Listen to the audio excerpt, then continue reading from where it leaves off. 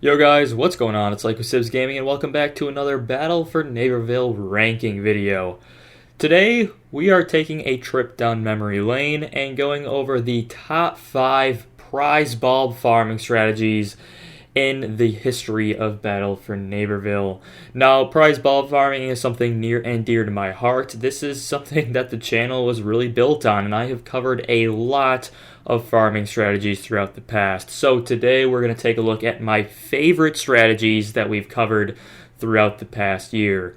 Now, be aware that quite a few of these strategies have been patched, but a few of them have not been patched. So for those of you who are still interested in getting some prize bulbs, you may be able to get some good information here. Otherwise, cue up the nostalgia, because we're looking at the top 5 prize bulb farms in Battle for Neighborville.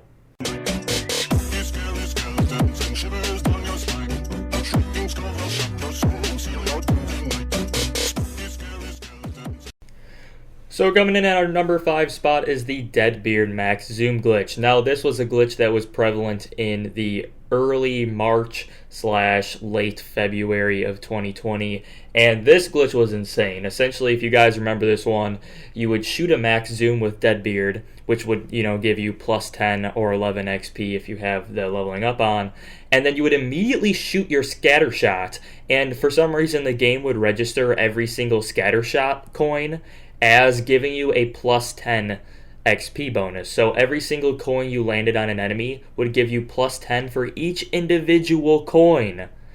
What that means is every time you shot the scatter shot, doing this correctly, you get approximately 120 or more experience for every shot.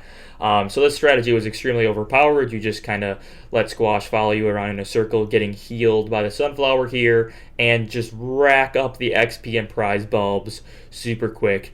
This strategy was a lot of fun. It caught on pretty quick, and a lot of people were doing this, and it's the reason why a lot of players have that Deadbeard to Grandmaster 5, or at least they got their Deadbeard to Grandmaster 5 really early on in the game's life cycle. And for our number 4 spot is another prize bulb farming strategy that was live in March of 2020, and that is the St. Patrick's Day Gnome boss farming strategy. And this thing was kind of crazy. This is actually something that I invented back in the day. And what it was it was a passive prize bulb strategy, or at least that's what I called it. The whole idea was you would sit there and at your desk or whatever and do homework and do whatever you needed to do, and you would wait for this invisible gnome hunt event to pop up in Giddy Park. And once it popped up in Giddy Park, then you place your homework down for a couple of minutes, you hop into Giddy Park, you kill this giant gnome guy, and you get 3 prize bulbs. And you would just kind of repeat that over and over again. So, while in the end this strategy only earned you around 9 prize bulbs per hour, it was highly effective because you could just sit there and do whatever you wanted and wait for this thing to happen. Whereas, some of the other strategies, just like the Deadbeard one from before, you have to actually be playing the game constantly. This one, you only had to play the game for maybe 5 to 10 minutes out of an entire hour, and you would earn 9 prize bulbs. So this was a crazy strategy, and I expect this one to return in March. If they bring back the Invisible Gnome event, I expect this one to come back.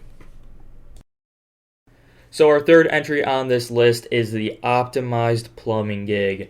And this one is actually still live today, so I'll drop a link to it in the description below. But essentially what my guide for this did was take the most optimized and highest XP earning version of the plumbing gig, which was of course using pea shooter with escape routes and combat adrenaline, and then taking that and combining it with the highest taco earning and XP earning version of the Tiger Claws farm, which was the 80s action hero one. Because while the plumbing gig was great, it did cost 75 tacos every time, and that's something a lot of people would complain about and couldn't afford. But essentially, kind of combined those two farms together, and this farm was incredible. Now, the plumbing gig in general was an absolute godsend.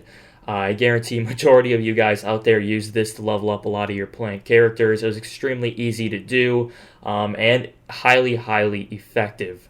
But overall, this strategy would earn you approximately 26 prize bulbs per hour, and that is combining this pea shooter plumbing gig with the taco farming. So fully sustainable, great strategy. It's still a great one to this date if you need prize bulbs. I would highly recommend checking it out.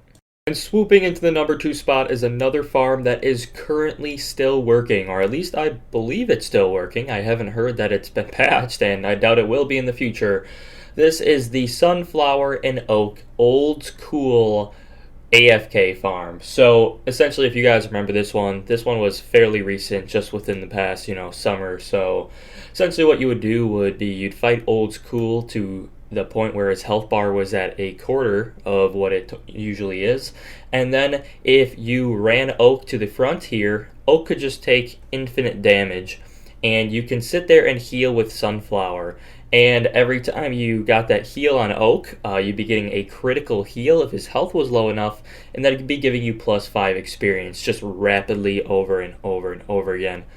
This strategy was extremely overpowered. It allowed me to completely max out the prize bulbs for multiple months, and it's something you guys definitely enjoyed quite a bit. Now, the downsides of this strategy, obviously you need to have 2 players, so if you're on Xbox or PlayStation you can do this split screen, but obviously there's no split screen on PC, so that's a downside, and it did require a solid 10 minutes or so of setup, but once you're good to go, you could pretty much just sit here and rack in the XP. With that being said, one more downside is you do have to press the trigger to cue that the heal beam maybe every minute or two. Otherwise, it would disconnect and you would die. But overall, for the amount of prize bulbs you earned, which was 45 prize bulbs per hour, I definitely think this strat was well worth it. However, not quite as good as our number 1 spot.